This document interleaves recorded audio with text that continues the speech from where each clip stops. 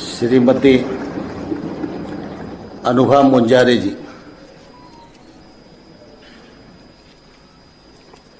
मेरा प्रश्न क्रमांक 1363। माननीय मंत्री जी। उत्तर रख दिया पटल पर। माननीय मंत्री महोदय, मैं तारांकित प्रश्न क्रमांक 1363 के संदर्भ में विभाग के जवाब से संतुष्ट नहीं हूं। प्रश्नांश क्रमांक ख में निविदा कारकों के नाम सहित संपूर्ण जानकारी मेरे द्वारा चाही गई है, परंतु उद्योग विभाग बालाघाट द्वारा 199 आवेदकों की सूची उपलब्ध कराई गई है, जिसमें घोर मनमानी करते हुए एक एक आवेदक को 4-4 प्लाट आवंटित किए गए हैं, जो बहुत ही आपत्तिजनक है। निविदा कारकों के अन्य अभिलेख भी मुझे प्रदान नहीं किए गए। जिले के अन्य योग्य, शिक्षित और जरूरतमंद आवेदकों को लाभ क्यों नहीं पहुंचाया गया? साथ ही अनुसूचित जाति, अनुसूचित जनजाति के आवेदकों को शासन के नियम अनुसार भूखंडों का आवंटन क्यों नहीं किया गया? माननीय मंत्री जी, कृपया बताने का कष्ट करें।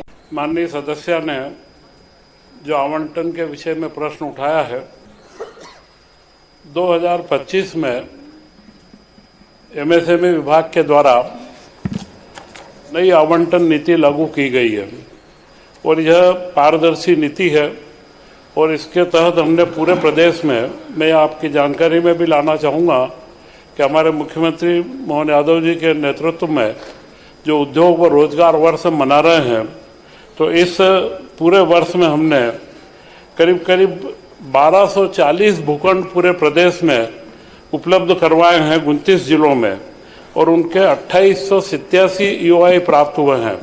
जहां तक बालाघाट का सवाल है, वहां पर 199 एक्सप्रेशन ऑफ इंटरेस्ट जो कंप्यूटर के ऊपर पूरा पारदर्शिता के साथ में इंटरनेट और सारी वेबसाइट के माध्यम से हमने प्राप्त करे हैं, उनके ऊपर 72 भूखंडों के लिए 199 लोगों ने आवेदन करा और 19 भूखंड पे सिंगल आवेदन आए थे।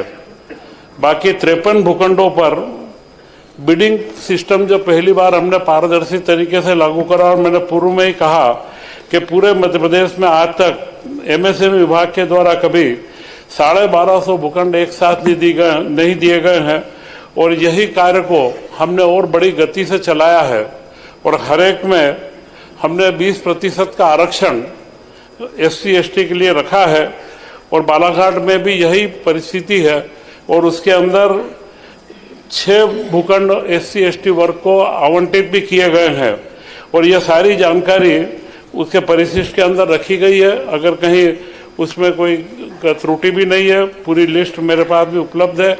आप अगर परिशिष्ट में देखेंगे तो जो अलॉटमेंट हुए हैं उन लोगों के सारे जानकारियाँ उसमें रखी गई है। मध्य प्रदेश में जो अगले समय के अंदर भी हम 16 जगह पर नए और औद्योगिक क्षेत्रों का निर्माण कर रहे हैं, और 5000 नए भूखंड और हमारी योजना है सरकार की कि हम लोग इस 3 साल के अंदर युवाओं को उपलब्ध कराएं। आपने जो कहा है कि अगर वहां पर युवा कई वंचित रह गए हैं भूखंड से, तो इसके बाद में अभी पिछले माह नवंबर में भी बाकी के 8 भूखंडों के ऊपर 56 एप्लीकेशन हमको प्राप्त हुई है, और अभी भी अगर वहां पर सहयोग करें और कलेक्टर से कोई जमीन मिलेगी तो हम उद्योग विभाग की ओर से वहां पर एक नया औद्योगिक क्षेत्र और जहां आवश्यकता है वहां पर हम नए क्षेत्रों को निर्माण करने के लिए प्रतिबद्ध हैं, क्योंकि लगातार हमने 5000 भूखंडों का लक्ष्य रखा है, और इसमें कहीं भी पारदर्शिता में 1250 भूखंड में हमने 1100 से ऊपर भूखंड हमारे अलॉटमेंट हो चुके हैं, और कहीं पर भी एक भी शिकायत अभी तक प्राप्त नहीं हुई है। तो सदस्य जी, मैं बताना चाहूँगा कि अगर कहीं उनको इसमें परिशिष्ट जो हमने लगाए हैं उसमें कोई कन्फ्यूजन है तो वो उसको स्पष्ट कर दें। माननीय विधायक जी। माननीय अध्यक्ष महोदय, माननीय मंत्री जी ने जो जवाब दिया है, अधिकारियों ने जिस तरह से आपको जवाब बना के दिया, आपने उसको दिया है, लेकिन वस्तु स्थिति कुछ और ही है। आदरणीय, मैं बताना चाहूंगी, मेरे विधानसभा क्षेत्र का ही मामला है और बहुत संवेदनशील मामला है। उद्योग संचालनालय मध्य प्रदेश के पत्र क्रमांक 4760 दिनांक 26/8/2025 में दिए गए निर्देश अनुसार निविदा का प्रकाशन राष्ट्रीय स्तर के एक अंग्रेजी समाचार पत्र एवं स्थानीय प्रतिष्ठित समाचार पत्रों में भूखंड आवंटन का प्रकाशन किया जाना था, जो नहीं किया गया है। यहीं पे नियम का उल्लंघन किया गया है और नियम विरुद्ध तरीके से औद्योगिक क्षेत्र कनकी लालबरना जिला बालाघाट में 72 भूखंडों का आवंटन कर दिया गया है। मैं माननीय मंत्री जी से बस यही निवेदन करना चाहती हूं कि तत्काल 72 भूखंडों के आवंटन की प्रक्रिया को निरस्त करें, क्योंकि इसमें बहुत जन आक्रोश है। मेरा निवेदन है आपसे, मेरे पास उन्हीं लोग आए थे जिनके साथ ये अन्याय हुआ है, इसलिए मैं उनकी बात ये लेकर यहाँ पर आपके पास माननीय सदन में ध्यान आकर्षित कराना चाह रही हूँ शासन का।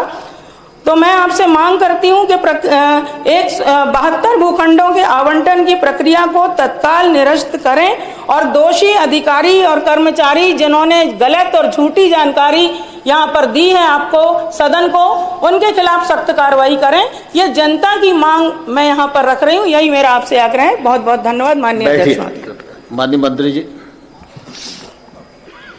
जनसंपर्क विभाग के द्वारा कलेक्टर के पोर्टल पर 6 अखबारों की कटिंग लगाई गई और आपको भी वह कटिंग उपलब्ध कराई है। दैनिक जागरण, दैनिक भास्कर जैसे प्रतिष्ठित अखबारों में विज्ञापन जारी हुआ है और तभी 72 भूखंड पर 199 आवेदन आए हैं। और जो मैंने पूर्व में भी आपसे कहा कि जो 1240 भूखंड पिछले 6 माह में हमने दिए हैं, उस पर करीब करीब 2887 आवेदन प्राप्त हुए हैं। तो यह पूरी प्रक्रिया पारदर्शी तरीके से पूर्ण की गई है, इसमें कहीं भी कोई गलती की कोई संभावना नहीं है। और अगर आपको जो उपलब्ध करवाया गया उसमें आप कोई स्पेसिफिक जानकारी बताएं कि यह गलती है तो हम उसके ऊपर जवाब दें। माननीय मंत्री जी, मैं आपसे निवेदन करूंगी कि आप मुझे थोड़ा सा अलग से समय दें, तो मैं आपको पूरे मेरे पास जो पत्र हैं, जो अभिलेख हैं, मैं आपको प्रमाण सहित बात आपको सब रख दूंगी। एक एक व्यक्ति को 4-4 भूखंड दिए गए हैं और वो भी प्रतिष्ठित व्यवसायियों को। अनुराग जी, आज मंत्री जी से आप मिल लेना। हाँ, मेरा भी यही निवेदन है अध्यक्ष। माननीय अध्यक्ष महोदय, बहुत बहुत धन्यवाद। आप समय दे जी। दीजिए और एक बार देख लीजिएगा, परीक्षण करा लीजिए। विधानसभा के सत्र में जब भी आप चाहें, मैं हमेशा उपलब्ध हूँ। आप जब भी आना चाहें फोन लगाते हैं तो बात कर लेंगे। आदरणीय मंत्री जी, धन्यवाद आपका।